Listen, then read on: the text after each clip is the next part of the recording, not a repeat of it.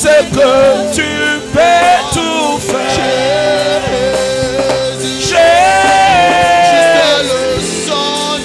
Juste le son de ton nom. Fais devant et bas. Et ton je prononce ton nom. Tu es ma force, tu es ma force. Come on, say. Tu es ma force, l'encre de mon âme. Tu n'échoues jamais. Tu n'échoues jamais. Mon espoir, ma délivrance, ma liberté. Tu es ma force, l'encre de mon âme. Tu n'échoues jamais. Mon espoir, ma délivrance, ma liberté. Tu es ma force, l'encre de mon âme. Tu n'échoues jamais. Mon espoir, ma délivrance, ma liberté.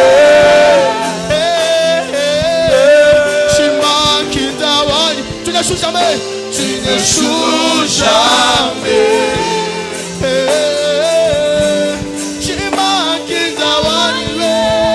Tu n'échoues jamais.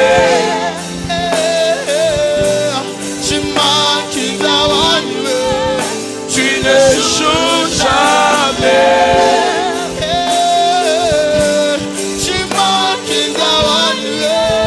Tu n'échoues jamais.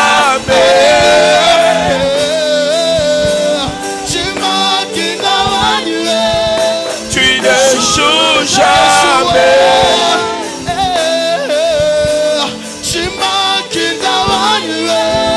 Tu n'échoues jamais.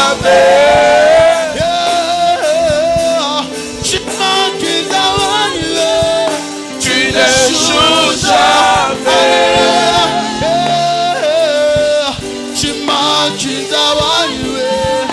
Tu n'échoues jamais.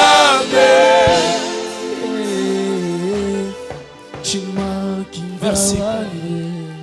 Merci pour ce deuxième jour. Merci pour ta présence. Merci pour ta gloire qui s'éclate au milieu de nous. Merci pour la soif que tu nous accordes. Merci Éternel pour le miracle qui s'opère dans cette assemblée. Merci pour les miracles qui nous accompagnent en cette année. Merci pour tes faveurs. Merci pour tes biens. Ainsi nous venons acclamer celui qui est assis sur le trône.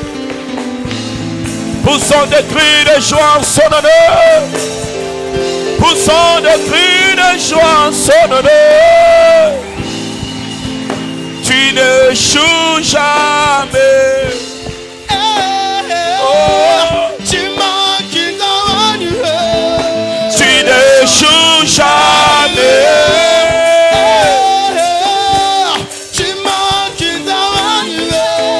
Tu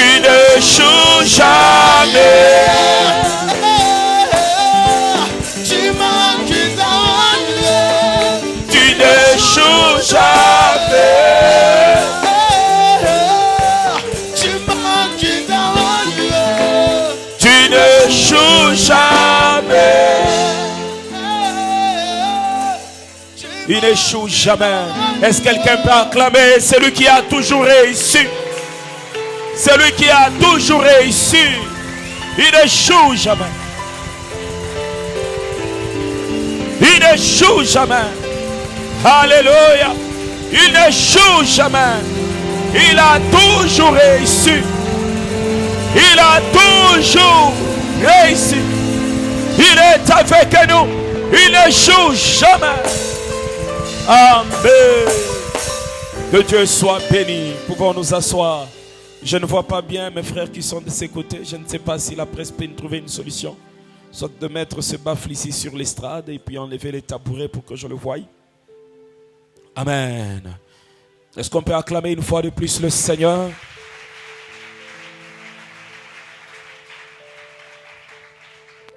Que Dieu soit béni pour notre deuxième jour. Aide-moi à dire à ton voisin, il ne reste que 38 jours.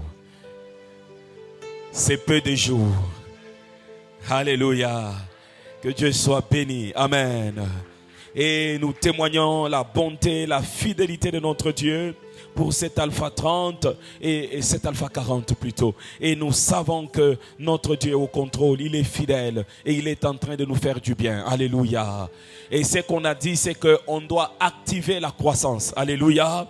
Et pour activer la croissance, quand les gens viennent, on les met d'abord ici devant, on remplit ici, amen, amen, et puis on remplit derrière. Alléluia. Et si nous achetons nos 50 autres chaises, on va le mettre jusqu'à la porte. Amen, amen. Nous activons la croissance. Alléluia. Et nous croyons atteindre nos 1000 membres au nom de Jésus-Christ de Nazareth. Alléluia. Nous activons la croissance en ce sens. Vous savez, certaines choses nécessitent votre foi. Et quand vous avez la foi, vous devez poser les actions. Alléluia. Vous devez poser les actions de la foi. Vous devez poser les actions de la foi. On va vraiment trouver une solution pour vous. Vous me voyez? Que Dieu vous bénisse. Alléluia. Nous devons poser les actions de la foi. Et je prie qu'en cette année, tu puisses aussi poser les actions de la foi dans ta vie. Alléluia. Si tu crois que Dieu t'a donné une parcelle, commence à chercher les commissionnaires. Et demande-leur où est-ce qu'on vend les parcelles dans ces quartiers. Tu dois poser les actions de la foi. C'est comme ça qu'on active la foi. La foi n'est pas que je crois Dieu me donnera. Non, si tu crois que Dieu va te donner, alors entre sur terrain et cherche les commissionnaires. Et tu verras que Dieu va te donner. Alléluia. Est-ce que tu t'attends à Dieu en cette année? Est-ce que tu attends que Dieu t'accorde quelque chose en cette année? Ne l'attends pas. Entre en action et tu verras ce que tu attends arriver dans ta vie. Ainsi je le proclame ce soir, que ce que tu attends arrive vers toi au nom de Jésus-Christ. Je disais que ce que tu attends arrive vers toi au nom de... Que Dieu le réalise en ta faveur. Alléluia. Que Dieu te l'accorde. Que Dieu te le donne en cette année. Que Dieu soit béni. Nous allons prendre nos Bibles et lire notre texte de base. Nous nous tenons debout là où nous sommes. Nous sommes dans les livres de Marc, chapitre 16. On va trouver une bonne solution demain pour vous, afin que je puisse voir tout le monde. Nous sommes dans Marc, chapitre 16, à partir du verset 15.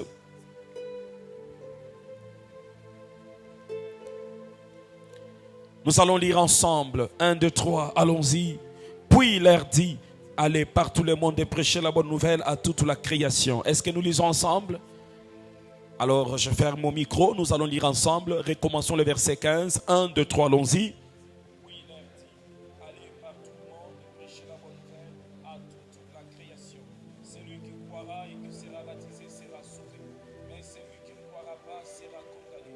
Voici les miracles qui accompagneront ceux qui auront cru. En mon nom, ils chasseront des démons. Ils parleront de nouveaux langues.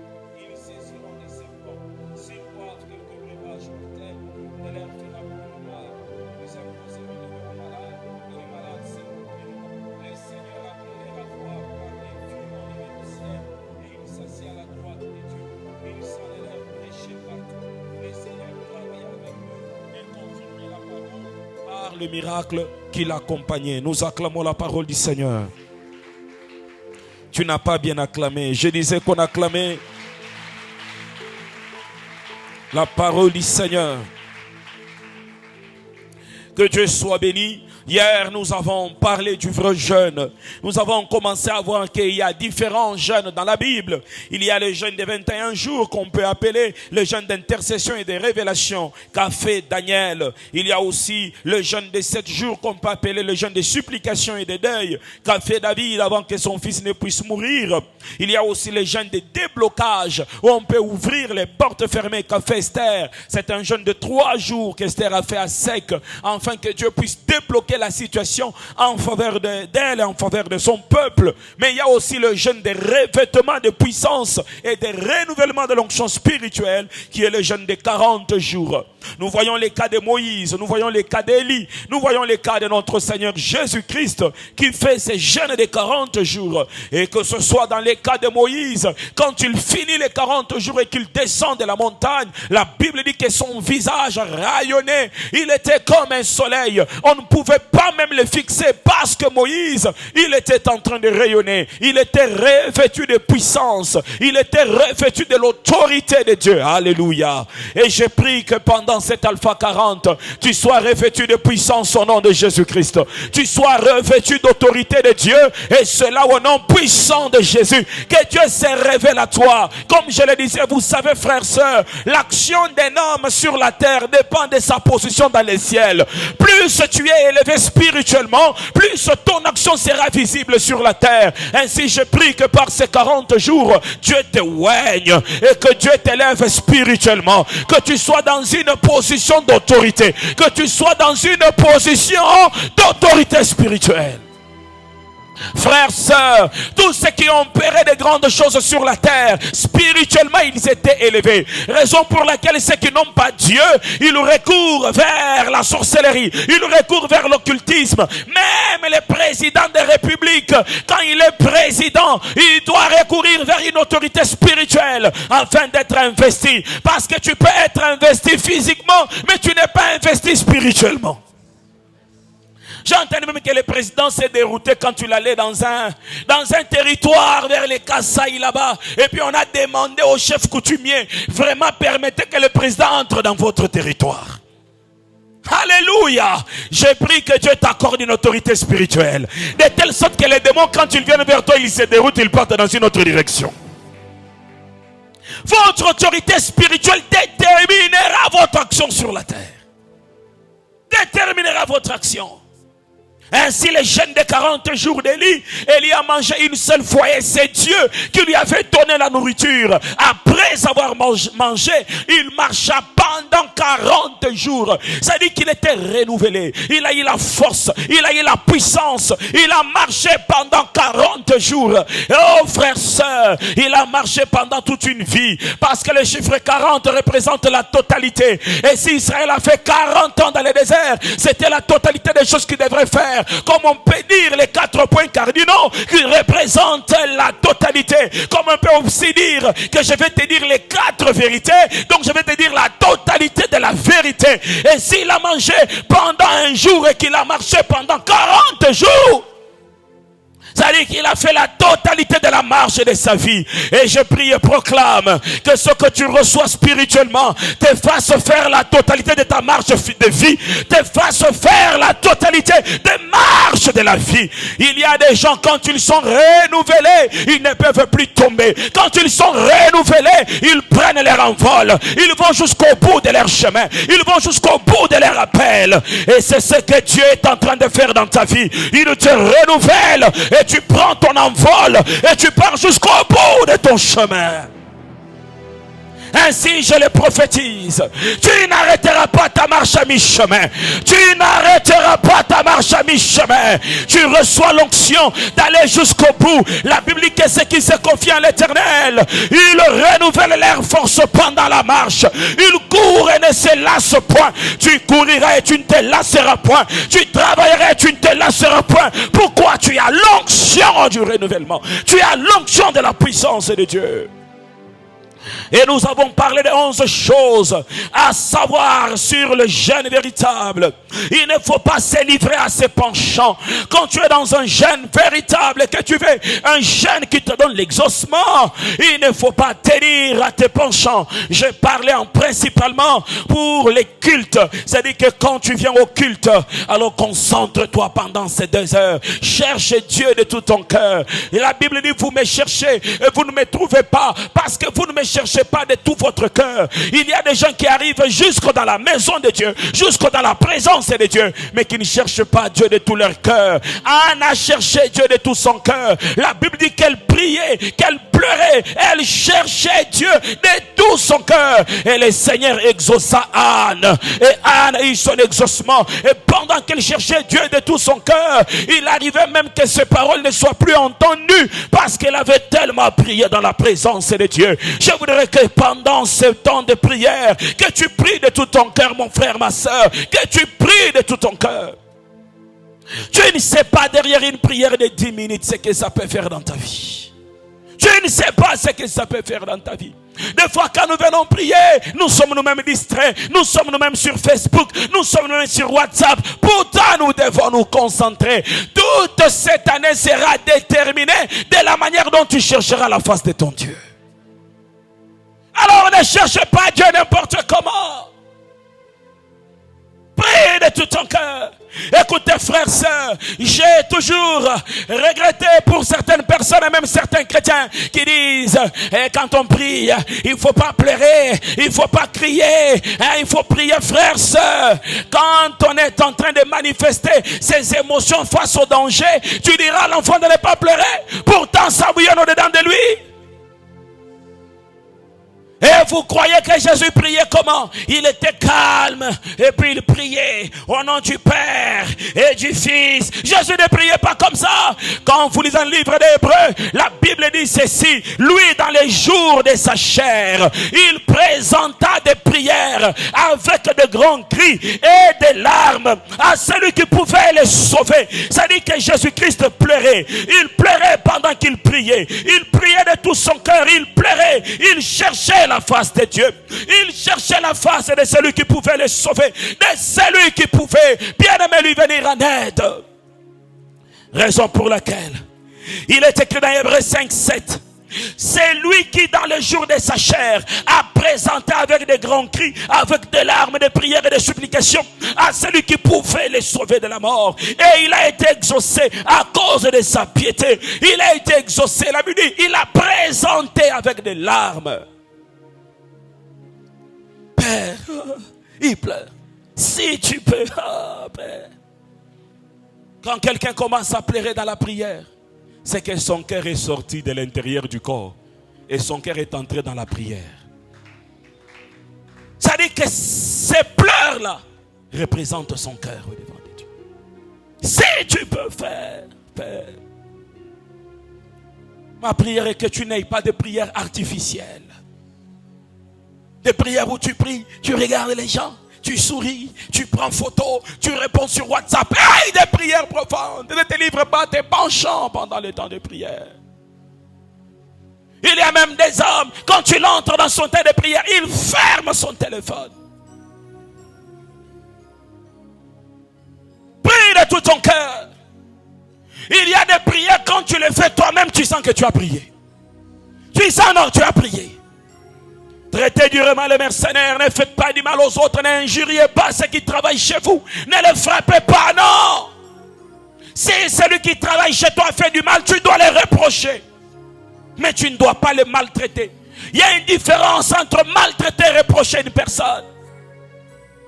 C'est-à-dire qu'il y a des gens qui ont les actions de la haine et de la méchanceté. Ils croient que ce sont des reproches. Quelqu'un travaille chez toi. Il a fait une erreur, tu commences à l'injurier, tu prouves que tu n'es pas chrétien. Reproche-le, dis-lui ça, je n'aime pas. Quand tu es dans cette maison, ne fais pas ça, ne fais pas ça. Et si tu trouves que ça ne va pas entre vous, alors, dis-lui de quitter le travail. Mais ne le maltraitez pas. Parce qu'un contrat peut s'arrêter, mais une maltraitance est mal vue devant Dieu. Les querelles et les disputes, ceci prouvait que ces gens étaient des charnels. Ils n'étaient pas des hommes spirituels. Ils vivaient dans la chair. La quatrième chose, il faut détacher les chaînes de la méchanceté, dénouer les liens de la servitude, renvoyer libre l'opprimé, rompre toute espèce de joug, partager son pain avec celui qui a faim, introduire dans sa maison le malheureux, couvrir celui qui est nu. Ne pas se détourner les semblables. C'est cette autre chose représente que nous devons avoir la bienfaisance et la libéralité pendant que nous nous tenons au devant de Dieu. Et soyons ceux qui peuvent donner aux autres. Soyons ceux qui peuvent venir en aide aux autres. Soyons ceux qui peuvent soutenir les autres. Et c'est de cela dont on a parlé. Et on a dit ceci. Selon le livre d'Ésaïe, si tu fais ces 11 choses, la Bible dit, alors ta lumière poindra comme l'aurore. Tu seras éclairé et ta guérison germera promptement. Tu seras restauré dans ton corps. Ta justice marchera devant toi. Le Seigneur te justifiera. Et la gloire de l'Éternel t'accompagnera. Tu seras glorifié. Alors tu y appelleras, tu prieras et l'Éternel répondra. Tu crieras, il dira, mais voici, si tu éloignes du milieu de toi les jougs, les gestes menaçants et les discours injurieux, si tu donnes ta propre substance, vous voyez ici on dit même que les injures là peuvent vous empêcher d'avoir votre réponse dans la prière. Éloigne de toi les discours injurieux. Les injures peuvent vous éloigner de l'exaucement. Je prie que Dieu puisse briser des hommes et des femmes au milieu de nous qui ont la langue facile à dire du mal sur les autres, qui ont la langue facile à injurier les autres. Frères, sœurs, ça peut te bloquer les portes du ciel. Le Seigneur sera toujours ton guide. Il rassasiera ton âme dans les lieux arides. Il redonnera ta vigueur à tes membres. Tu seras comme un jardin arrosé, comme une source dont les eaux ne tarissent pas. Les tiens rebâtiront sur d'anciennes ruines. Tu relèveras des fondements antiques. On t'appellera réparateur des brèches. C'est lui qui restaure les chemins et qui rend le pays habitable. Si tu retiens ton pied pendant le sabbat pour ne pas faire ta volonté à mon Saint-Jour. J'ouvre juste une parenthèse. Quand on parle du sabbat dans la Bible, ça ne veut pas dire que nous devons prier le samedi. Non, frères, sœurs. Quand vous lisez le livre d'Hébreux au chapitre 4, vous trouverez que le sabbat était une ombre de choses à venir. Et quand Jésus-Christ est venu, il a accompli le sabbat en lui. Et nous sommes entrés dans le repos au travers de Jésus-Christ. Notre repos, c'est Jésus. Ce n'est plus un jour de la semaine. C'est Jésus-Christ qui est notre repos. Et le grand sabbat et le sabbat éternel, ça sera lorsque nous entrerons dans l'éternité. Là, nous entrons dans le sabbat éternel. Raison pour laquelle même Jésus-Christ, ses disciples, ils étaient en train de prendre à manger le jour du sabbat. Or, le jour du sabbat, on ne pouvait pas travailler. Ils ont vu Jésus violer les sabbats. Ils sont venus lui dire, pourquoi tu as violé les sabbats? Il dit que je suis maître du sabbat. Mais si tu es maître du sabbat, honore le sabbat pour qu'on l'honore aussi. Non, je n'honorerai pas le sabbat parce que je suis moi-même le sabbat pour le peuple. Alléluia. Je suis le sabbat pour le peuple. En réalité, ce que Jésus avait fait et laissé ses disciples faire ce jour-là, il devrait être vu aux yeux des Juifs comme un méchant, comme quelqu'un qui ne connaît pas Dieu. Mais il était lui-même le sabbat. Et même Jésus-Christ a guéri quelqu'un le jour du sabbat. Le jour du sabbat, on ne pouvait pas guérir les gens. Il a violé les sabbats. Pourquoi? Parce qu'il était venu accomplir ce qui était ombre. La loi était l'ombre. Et quand Jésus-Christ est venu, il a accompli les sabbats en lui-même. Ainsi, il pouvait travailler le jour du sabbat. Parce que ceux qui entraient en Jésus entraient dans leur sabbat. Que Dieu vous bénisse. Alors, le message d'aujourd'hui. Le Seigneur, ces choses-là, il faut les retenir sur les sabbats. Un jour, tu rencontreras les gens qui prient que les samedis. Ils te diront que vous violez les sabbats. Alléluia. Le Seigneur, les chrétiens et les miracles. Je loue le nom du Seigneur pour ce thème merveilleux que notre Seigneur nous a donné. Le Seigneur, les chrétiens et les miracles. La Bible dit ceci: du peuple qui connaîtront leur Dieu, ils agiront avec fermeté. C'est-à-dire que celui qui connaît son Dieu, il pose de véritables actes. Celui qui connaît son Dieu, il est fixe dans sa marche. Celui qui connaît son Dieu, il fait ce qu'il faut. Et aujourd'hui, on va parler du Seigneur. Écoutez, si nous devons comprendre ce thème, quand on connaît le Seigneur, on connaît son identité et on opère selon la puissance du Seigneur. Le Seigneur, les chrétiens, les miracles. Quand on connaît son Seigneur, on découvre son identité. C'est-à-dire que quand tu connais ton Seigneur, c'est comme si tu connaissais le roi de ton royaume. Et quand tu connais le roi de ton royaume, tu connaîtras ton identité en tant que citoyen du royaume. Et quand tu connaîtras ton identité en tant que citoyen du royaume, tu auras tous les vétos en tant que citoyen du royaume d'accomplir les œuvres du royaume sur la terre. Plusieurs personnes ne connaissent pas ce qu'ils sont. Et plusieurs personnes ne connaissent pas ce que Jésus-Christ est pour eux. Raison pour laquelle nous avons prêché et enseigné sur les 7 je suis. C'est Jésus-Christ qui se présente. Il dit je suis. Il dit je suis. Il dit je suis. Ça dit qu'il voulait que les gens puissent connaître qui il est. Parce que toute votre vie, les miracles, la puissance, la gloire dépendent de votre connaissance de Dieu. La Bible dit ceci: aussi longtemps que l'héritier est encore enfant, il n'est pas différent d'un esclave. Ça dit que le problème ce n'est pas héritier, le problème c'est la maturité de l'héritier. Tu peux être héritier mais tu n'as pas grandi parce que tu ne connais pas ton père. Tu peux être héritier mais tu n'as pas grandi parce que tu ne connais pas ton identité. Tu peux avoir toute la puissance et la gloire de Dieu en ta disposition, mais tu ne l'exerces pas. Pourquoi? Parce que tu ne te connais pas. Tu ne connais pas ton Dieu et tu ne connais pas tes droits. Vous savez, quand les mauvais policiers viennent arrêter un homme de droit, vous savez ce qu'il va dire? Il dira quoi? Je connais mes droits. S'il dit simplement je connais mes droits, c'est qu'ils viennent l'arrêter n'importe comment, ils auront des réserves.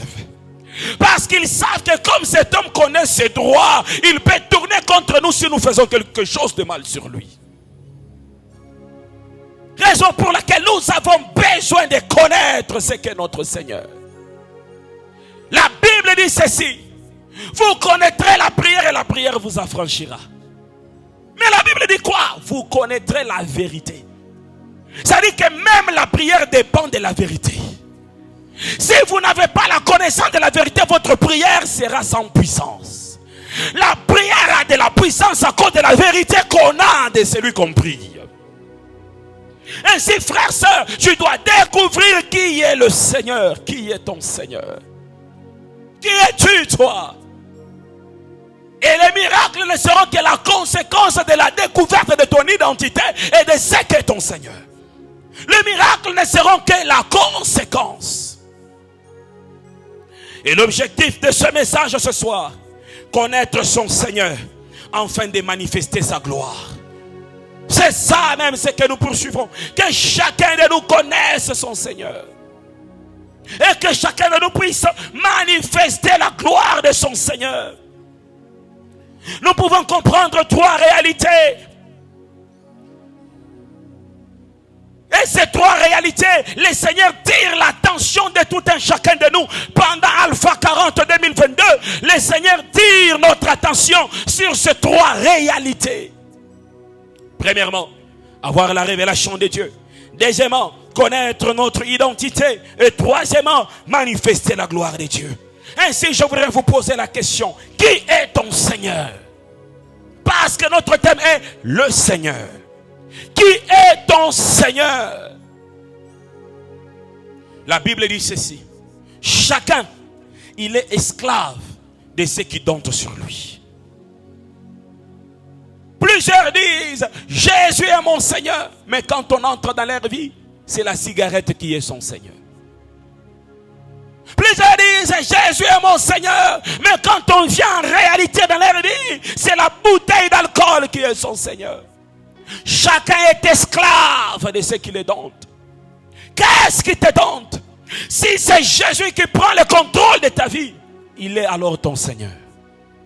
Mais si ce n'est pas Jésus qui a le contrôle de ta vie, il n'est pas alors ton Seigneur. Et quand quelqu'un est ton Seigneur, il décide sur ta vie présente et ta vie future. Et si c'est l'impudicité qui est ton Seigneur, c'est l'impudicité qui va décider ta vie présente. Une vie de dépenses, une vie de malheur, une vie de sida. Et c'est l'impudicité qui va définir ta vie future. Une vie d'enfer, une vie de grincement des dents. Mais si c'est Jésus qui est ton Seigneur, il définit ta vie présente. Et quelle est ta vie présente? Tu es une race élue, un sacerdoce royal, un peuple acquis pour annoncer les vertus de celui qui t'a appelé du royaume des ténèbres à son admirable lumière. Et si c'est Jésus qui est ton Seigneur, celui qui définit aussi ton futur, c'est que tu vas régner ensemble avec Jésus-Christ d'éternité en éternité et dans son royaume, parce que c'est ton maître dans le temps qui t'introduira dans ton éternité. Si ton maître dans le temps c'est le péché, ton éternité sera le malheur. Et si ton maître dans le temps c'est le Jésus-Christ, ton éternité sera aussi la paix et la joie. Raison pour laquelle il est demandé: reçois Jésus comme ton Seigneur et tu seras comme ton Seigneur. Ça dit que si Jésus n'est pas ton Seigneur, il ne sera jamais ton sauveur. Ne peut te sauver que celui qui a la puissance et le droit sur toi. Tu vois, quand quelqu'un est dans un puits, il ne sait pas sortir. Alors il cherche que quelqu'un puisse dominer sur lui pour le faire sortir. Et il crie. Quand quelqu'un crie « Oh, secours », ça veut dire qu'il abandonne sa sécurité entre les mains de celui qui peut le secourir. Et celui qui est dans le puits, il crie « Oh, secours », ça veut dire que je ne suis plus maître de ma vie si on ne me secourt pas par quelqu'un qui peut dominer sur moi. Et celui qui viendra secourir celui qui est dans le puits, il peut lui demander « Tu fais quoi? Sors-moi d'ici. » Non, attends, d'abord je vais uriner sur toi. Pas de problème, mais sors-moi seulement. Celui qui est dans le puits, il peut accepter toutes les conditions pourvu qu'on fasse quoi? Qu'on le sorte du pétrin. Ainsi le Seigneur t'appelle ce soir à disposer ton cœur afin qu'il règne sur toi, afin qu'il règne sur ta vie. Et s'il prend le contrôle de ta vie, tu verras, c'est ce que la Bible dit, le monde attend avec un ardent désir la révélation du Fils de Dieu. Le Fils de Dieu, ce sont ceux dont Jésus a pris l'autorité. Ils sont des fils de Dieu. Et le monde attend la révélation de ceux dont Jésus a pris l'autorité. Le Seigneur peut aussi être traduit par le possesseur, celui qui possède cette entité. Et si Jésus est ton Seigneur, il est celui qui possède ta vie. Raison pour laquelle celui qui a reçu véritablement Jésus-Christ comme son Seigneur et son Sauveur ne peut plus être possédé par un démon. Pourquoi? Parce qu'il y a un possesseur qui a possédé sa vie et un démon n'a plus de place dans sa vie. Est-ce que Jésus a possédé ta vie? Est-ce que Jésus a pris ta vie au contrôle? Est-ce que Jésus a pris ton langage au contrôle? Parce qu'on a souvent la tendance de dire oui, Jésus est mon Seigneur. Seigneur Jésus ne veut pas dire ce qu'on proclame. Seigneur Jésus veut dire ce qu'on vit avec le Seigneur.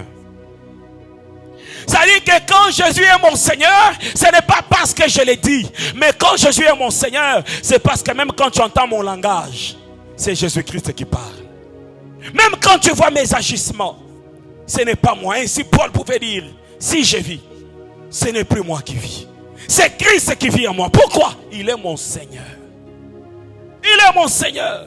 Ainsi la Bible dit, offrez vos corps comme un sacrifice. Ça dit que votre vie ne vous appartient plus.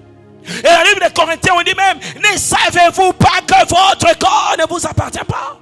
Et qu'il appartient au Saint-Esprit, et que vous êtes le temple de l'Esprit Saint. Est-ce que ton corps appartient à Jésus? S'il appartient à Jésus, tu dois arrêter l'alcool. S'il appartient à Jésus, tu dois arrêter l'impudicité. Si ta bouche appartient à Jésus, tu dois arrêter les mensonges. J'ouvre une parenthèse. Quand on voit quelqu'un qui est malade et on proclame au nom de Jésus-Christ, sois guéri. Qu'est-ce qui les guérit? Le nom de Jésus. Mais comment le nom de Jésus guérit celui qui est malade? Par la bouche de celui qui le proclame. Mais si la bouche de celui qui proclame est remplie de mensonges, quand tu vas dire au nom de Jésus, ça va sortir mensonge Jésus. Et cet nom de Jésus n'aura pas de puissance. C'est-à-dire que même la maladie reconnaîtra que c'est un menteur qui est en train de parler. Même la maladie reconnaîtra que c'est un violeur et voleur qui est en train de parler. Raison pour laquelle je t'en supplie, Dieu veut opérer des miracles au travers de ta vie. Garde ta bouche du mensonge. Garde ta bouche de tromperie. Tu dois te conduire en tant que fils du royaume parce que tu as un Seigneur qui te regarde. Et si tu te conduis en tant que fils du royaume, tu verras la gloire de Dieu. Dites-moi, frères et sœurs, quels sont les efforts que les apôtres ont fait pour vivre la gloire de Dieu? Ils n'ont jeûné que 10 jours, nous faisons des 40. Ils n'ont prié que 10 jours. Mais le problème était que ce n'était plus de Pierre, ce n'était plus de Marc ou de ceci, cela. Mais c'était des chrétiens. Vous savez pourquoi on les appelait chrétiens? Parce que leur vie était totalement semblable à leur maître. Et comme leur vie était semblable à leur maître, les actions de leur maître pouvaient être visibles au travers de leur vie. Je prie, toi qui es venu ce soir, que Dieu change ta vie au nom de Jésus-Christ. Écoutez une parenthèse. Le début du miracle, c'est notre propre vie. Et la clé du miracle, c'est notre propre vie. C'est notre propre vie. Vous savez, frères et sœurs, quand vous courtoyez les gens que Dieu utilise puissamment. Notre Père, il est venu ici. Je suis allé le rendre visite. Vous savez, il dit, je ne sors pas de cette chambre depuis que je suis venu à Lubumbashi.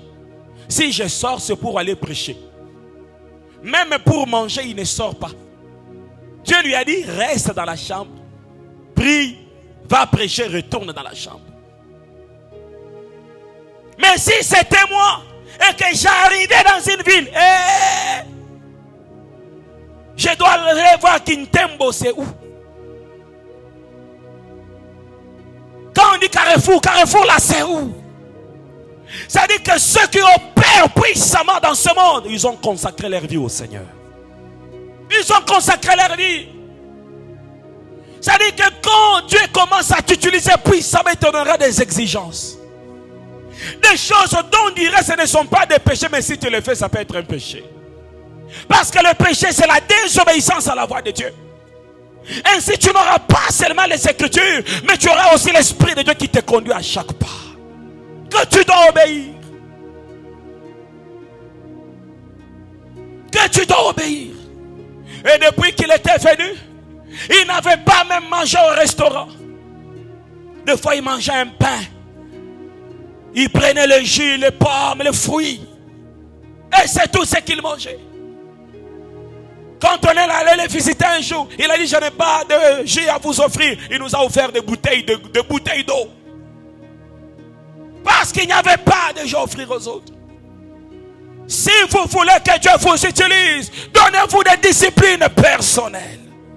Des disciplines. Offrez-vous à Dieu. Quand on parle du Seigneur, c'est un propriétaire. C'est-à-dire, vous lui appartenez. Vous êtes à lui. Si nous parlons du Seigneur pendant ces séminaires, c'est parce que nous appartenons au Seigneur. Nous nous appartenons plus à nous-mêmes, c'est notre propriétaire.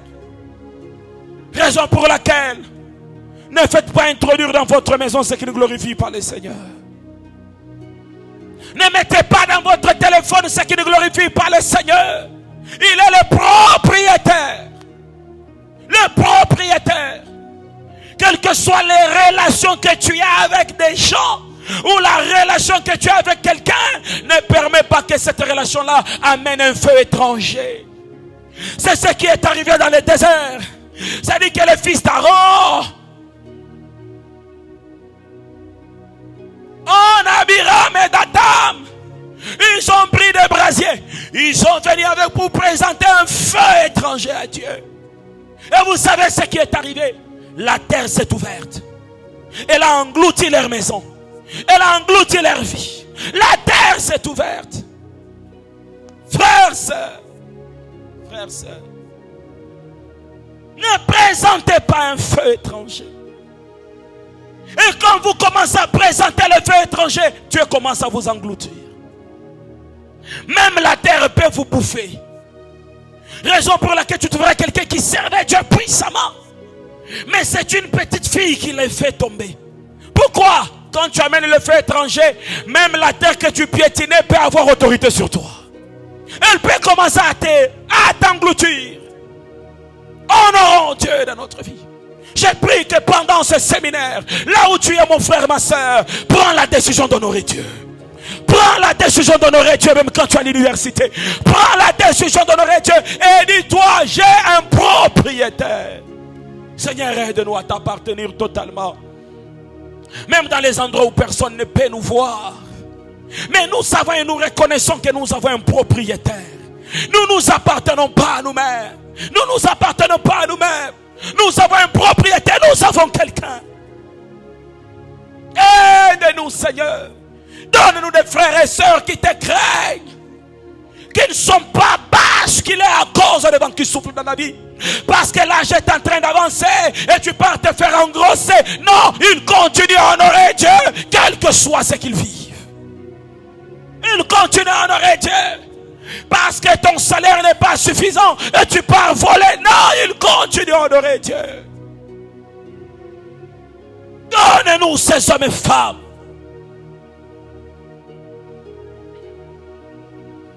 Seigneur, qui vient du grec kurios, qui signifie aussi Adonai, Elohim ou Yahweh. Quand nous entrons dans le Nouveau Testament, là où il y a le mot kurios en grec, il est traduit par Seigneur. Ou encore les Seigneurs ton Dieu. Kurios o Théos, Matthieu 4:7, qui parle de Kurios o Théos, les Seigneurs ton Dieu. Ou encore le Seigneur du ciel et de la terre, dans Luc 10:21, le Seigneur du ciel et de la terre. La Bible dit ceci, en ce moment même, Jésus tressaillit de joie par le Saint-Esprit, et il dit, je te loue, Père, Seigneur du ciel et de la terre, de ce que tu as caché ces choses aux sages, aux intelligents, et de ce que tu les as révélées aux enfants. Oui, Père, je te loue, de ce que tu l'as voulu ainsi, toi le Seigneur du ciel et de la terre. Ça dit que pendant Alpha 40, quand on parle du Seigneur, on parle de celui qui gère les ciels, on parle de celui qui gère la terre. Raison pour laquelle toi qui appartiens au Seigneur, tu dois avoir la paix dans ton cœur. Car ton propriétaire, il peut arrêter la pluie. Ton propriétaire, il peut arrêter la moisson, la semaille sur la terre. Il peut arrêter cela. Il contrôle le ciel et la terre. Il n'y a rien qui dépasse l'autorité de notre Seigneur. Raison pour laquelle je crois que Alpha 40 2022 est un temps où nous nous affermissons en Jésus-Christ et nous croyons que le vent souffle à gauche, que le vent souffle à droite. Nous appartenons à un propriétaire, et si un malheur arrivait sur moi, ça ne sera pas une perte personnelle, mais ça sera le Seigneur qui aura perdu quelque chose. Nous appartenons au Seigneur. Ainsi dit, celui qui te touche, il a pris son doigt, il l'a mis dans ma prunelle de l'œil. Tu ne t'appartiens pas, frère. Vous savez, votre sécurité dépend de la confiance que vous avez en Dieu. Regardez, Pierre, il voit Jésus-Christ en train de marcher sur l'eau. Et ils n'ont pas la sécurité, ils sont dans l'insécurité. Pourquoi? Parce qu'il y a les vagues, il y a les tourbillons sur la mer. Et pendant qu'ils sont dans l'insécurité, ils crient, disent, mais maître, que je vienne vers toi. Il y vient. Il croit que le maître a parlé. Il commence à marcher. Pendant qu'il marche, l'eau devient un béton. Frères, sœurs, l'eau n'avait aucun problème avec Pierre. Aussi longtemps que Pierre avait confiance en la parole qui était sortie, l'eau respectait la parole qui était sortie. Ce n'est pas que Dieu t'a abandonné. Le problème est que tu as perdu confiance en la parole qui était sortie au départ.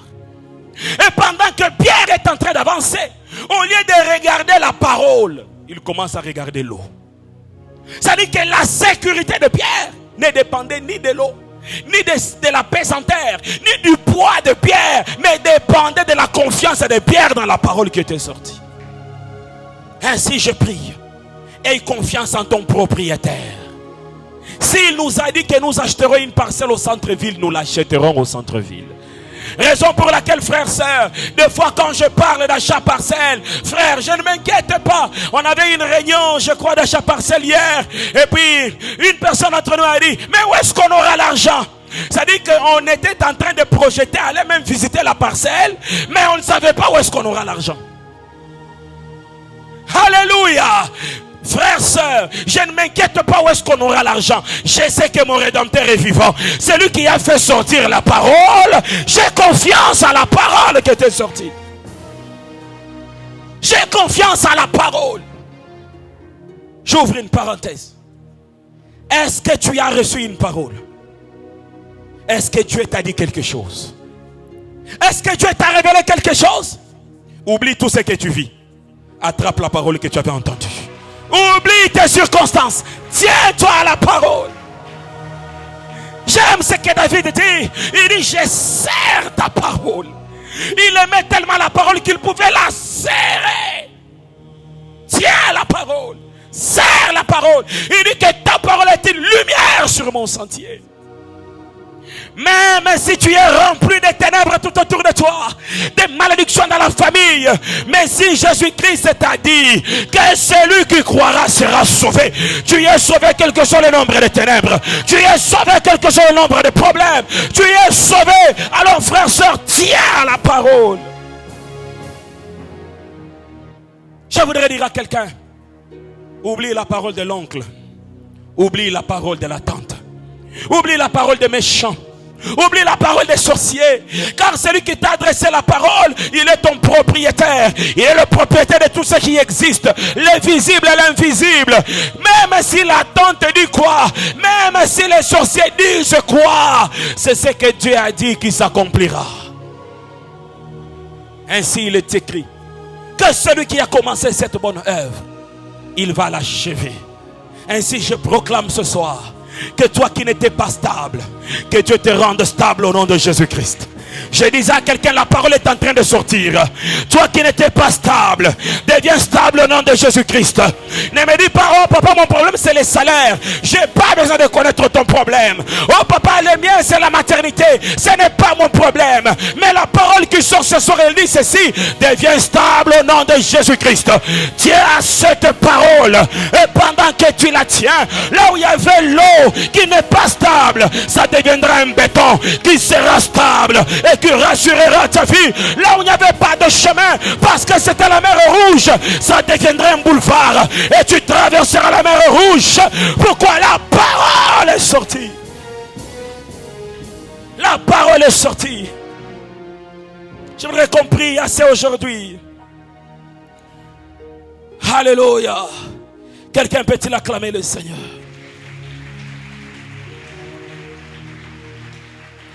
Curios, dans le Nouveau Testament, veut aussi dire le Seigneur des Seigneurs. 1 Timothée 6,15. Que manifestera en son temps les bienheureux et seul souverain, le roi des rois et le Seigneur des seigneurs.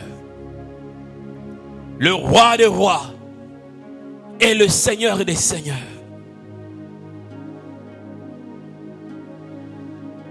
Mon âme te bénit.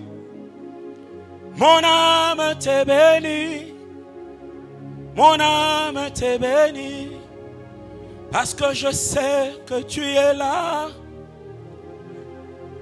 Le Seigneur des seigneurs, le roi des rois. Des fois quand on dit ces choses, on ne se rend pas compte de ce que cela veut dire. Le Seigneur des seigneurs. Ça dit que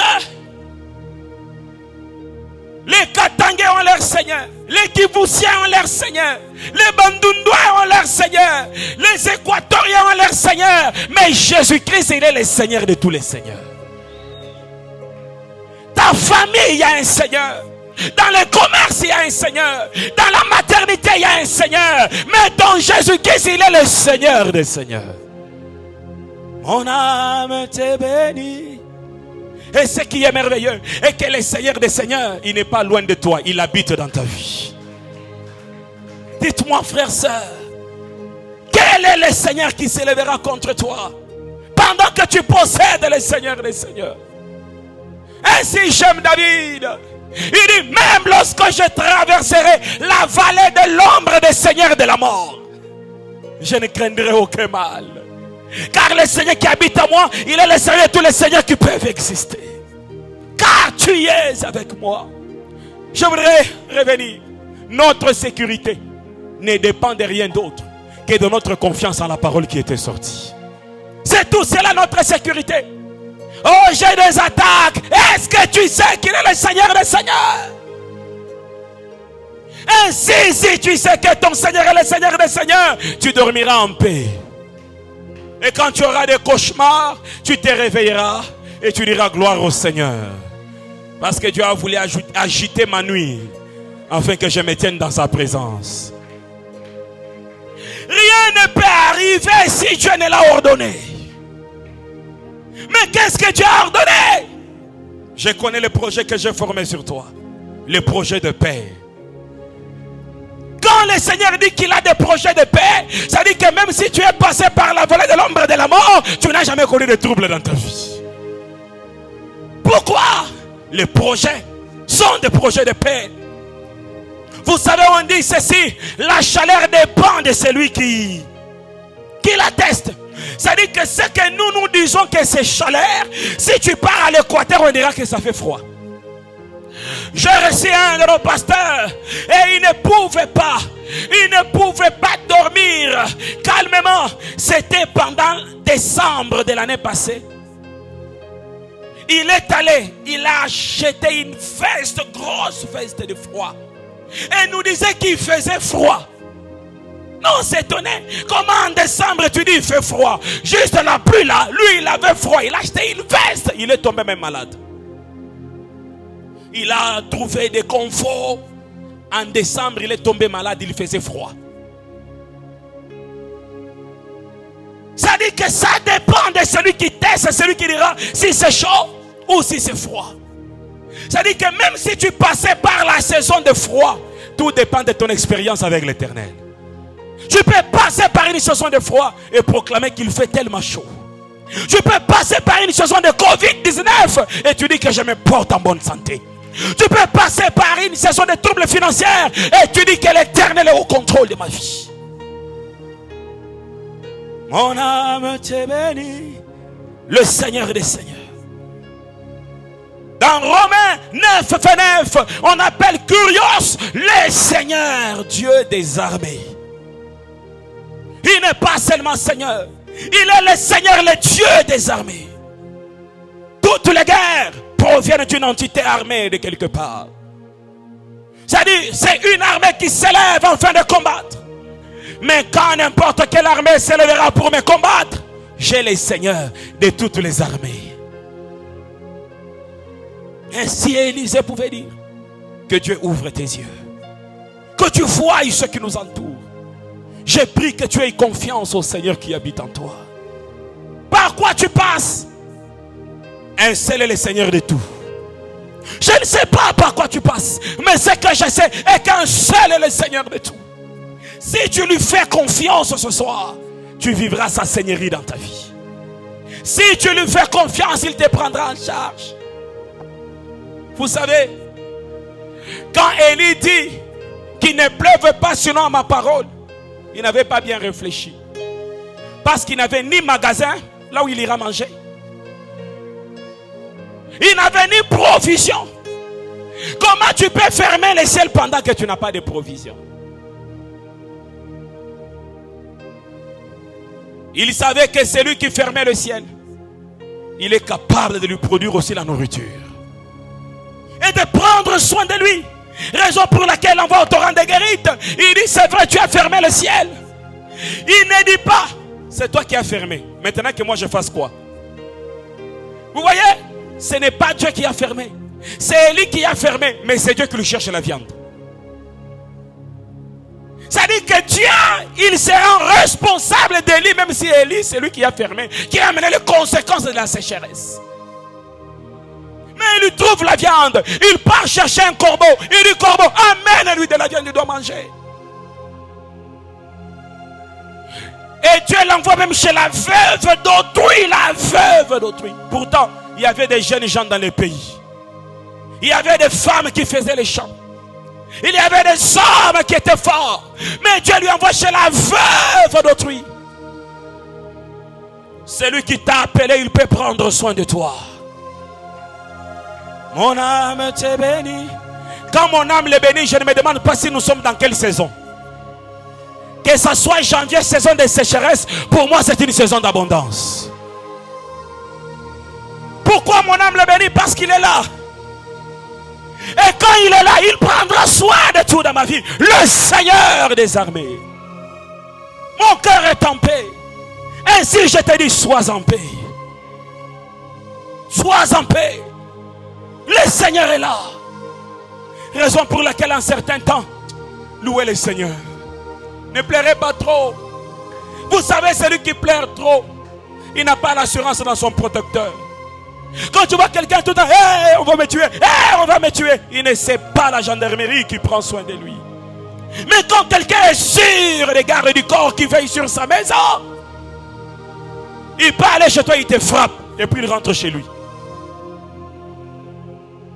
Je sais qu'il est là. Tu appartiens à un Seigneur, c'est ce que je voulais te dire. Et ce Seigneur-là n'est pas seulement ton Seigneur, il est aussi le Seigneur de tout. Et s'il est le Seigneur de tout, il peut tout disposer en ta faveur parce qu'il règne sur tout.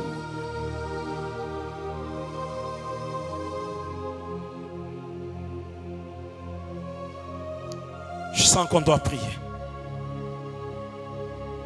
Mon âme te bénit. Même si je traverse la vallée de l'ombre de la mort, mon âme te bénit. Parce que je sais que tu es là. Mon âme te bénit. Même si je suis tombé malade, mon âme te bénit. Quel que soit ce qui est arrivé dans ma famille, la plus grande richesse c'est que tu es là.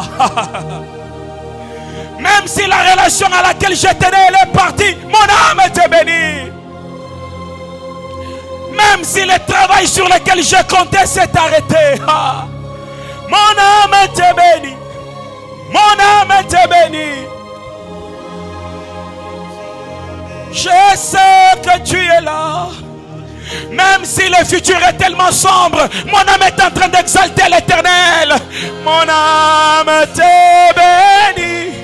Oh, mon âme te bénit. Mon âme te bénit. Rends gloire à Dieu pour le temps par lequel tu passes. Rends gloire à Dieu parce qu'il est présent. Rends gloire à Dieu parce qu'il est le Seigneur de ta vie. Et il est le Seigneur de tout ce qui peut exister. Ce n'est pas le temps qui changera ma foi. Ce ne sont pas les circonstances qui dilueront ma confiance. Car je sais que tu es là. Je ne sais pas quelle prière tu feras, mais je voudrais te rassurer qu'il est là. Mon âme te bénit. Même si j'habite plus loin, là où le véhicule ne peut pas arriver, je sais que tu es là. Même si je traverse la vallée de la mort, même si tous les ennemis s'élèvent contre moi, Yahweh, Yahweh, parce que tu es là, quel que soit le temps, les circonstances, mon Seigneur est vivant. Mon âme te bénit, Jésus, parce que tu es là. Mon âme te bénit.